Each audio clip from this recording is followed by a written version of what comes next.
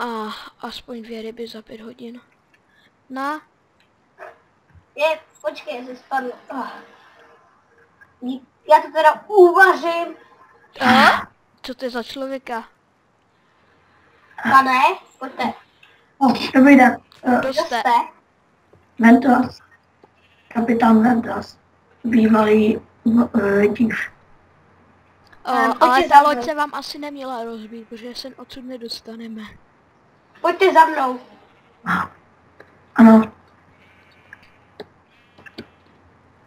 Jdeme. Pojďte k ohništi. Uvaříme si ty ryby. Já připravím nahoře 3 postele. Počkejte, hnedka tu přijdu. Jdu naložit stejky. Uvařejte.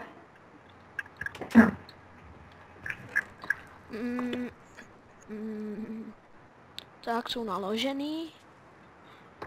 Ještě tu nějaký v ledničce nechám. To, no, není to typická lednička, protože nemrazí. Tak, a jdu je tam dát.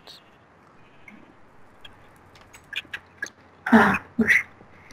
Máte meso? Pane, s dovolením, tak, dáme to ořít. Máte nějaké mě? Tak. Dobrý, můžete spát u mě, oba dva. Jo, já ale asi budu spát u sebe, no. Máte nějaké zbraně? OK, já stejně mám jenom místa pro 2. Ano, zbraně máme, jestli nevidíš. Tak já uvařím ty rybičky. Jo, a to maso už se dovařilo, takže akorát si ho tak vzal. Tak tady máš polívku. Tady máš taky. Jo, díky. Vemte si tuto sekeru. Kde jste ji vzal? No, ta bojová sekera, tu jsem měl.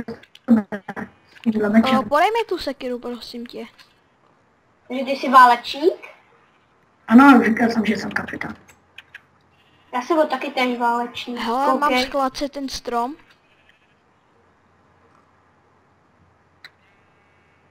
Co? Mám skladce ten strom. Ne, nakácej. Tady je hezký tam. OK, stejně jen jedinej. Tak páne, běžte se vyspat. Ano. Lampičku. Dobrý nápad.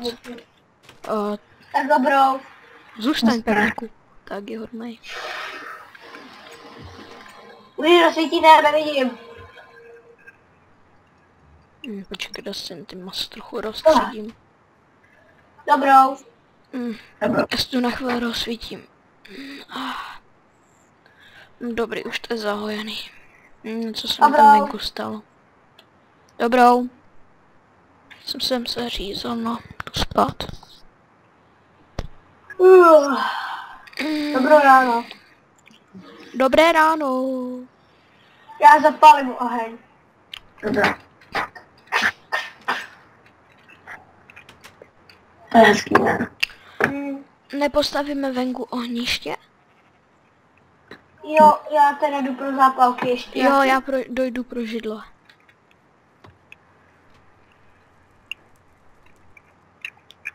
Ještě musíme to uhlí sehnat. Mám dřevo. To ohniště bude tady?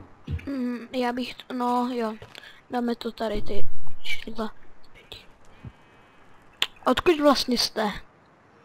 Já jsem z dalekého hradu, vzdáleného asi 2000 mil. Tak to jste, to nic, no. Počkej, nejste z tam toho hradu velkého? Jaký myslíte?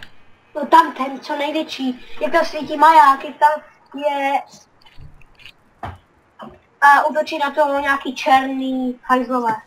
Jo, ano, tamkud jsem nedávno tam bylo docela kruté a velitel mě poslal najít posily s vojákama na lodi, ale loď nám zničili nepřátelé, tak jsme museli odplout na člunech. Přežil jsem to jenom já. No takže... Já jsem taky z toho hradu. Jak se jmenujete a jakou máte hodnost?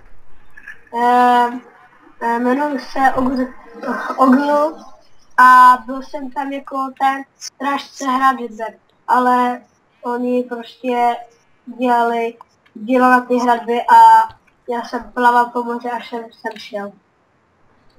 A pak jsem našel letiště, odletěl se, potkal jsem jeho a pak jsme spadli nějak. Počkat,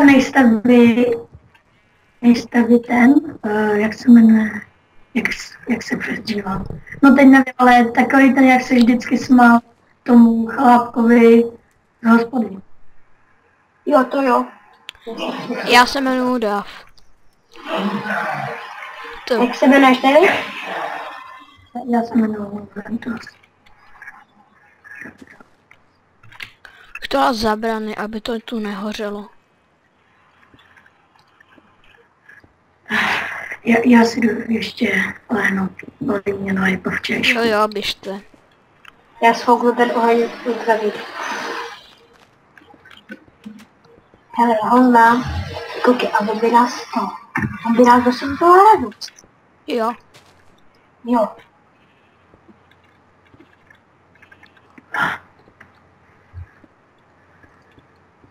Doufám, že nás tam dostane, protože ten hrad je velkolepý.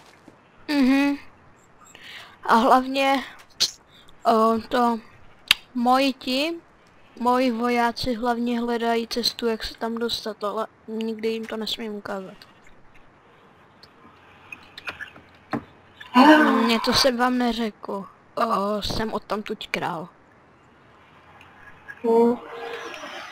Jenom škoda, že prostě... Ale ne z toho vašeho.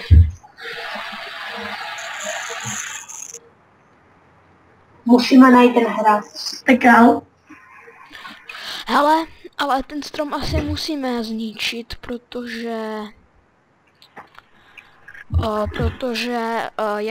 jak uděláme lodě? No tak. Jo, a ty lodě asi musíte udělat vy. Protože mě nějak bolí ruce včera z toho rybaření. Ukaž mi tu sekeru. Počkej, mám doma v truhle. Aby se ho nestatil. Já se jdu potopit, jestli něco nenajdu. No. Počkejte, já jdu radši s váma, jsem dobrý plavec.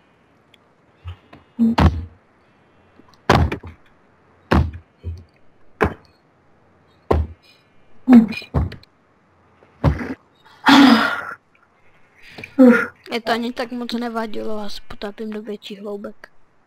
No to je těžký. Dej mi to ne, nedávej mi ho. Udělej kraftící stolek. Ne, to vlastně máš. Dej mi to dřevo, prosím. Já to vyrobím. Vem si nahoře moji jednou postel, ať spí u tebe. Já celou noc a celý den budu kraftit, tak mě tady nechce o samotě. OK. Cože, vy spíte spolu? Pane, budete spát u mě, protože jen celý den bude pracovat. Dobrá, našel jsem dole ve vodě sekeru. Jo, dobře. Kdo si vzal? Meč, dajte měla.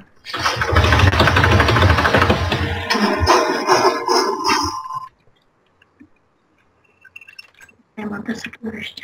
Jo, děkuju, to se mi bude hodit. Hele. Běžte, já tady potřebuji umít osamoce. No a teď máte tu sekeru, jedu pro něj. Hele, Jabko. Běžte. Vy máte ten meč? Můj? Jaký meč? Dával jsem meč? Někomu. My jste žádný meč nedával. Tady mám, tady je. Jo, děkuju.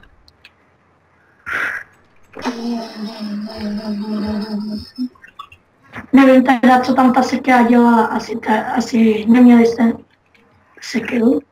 Já ne.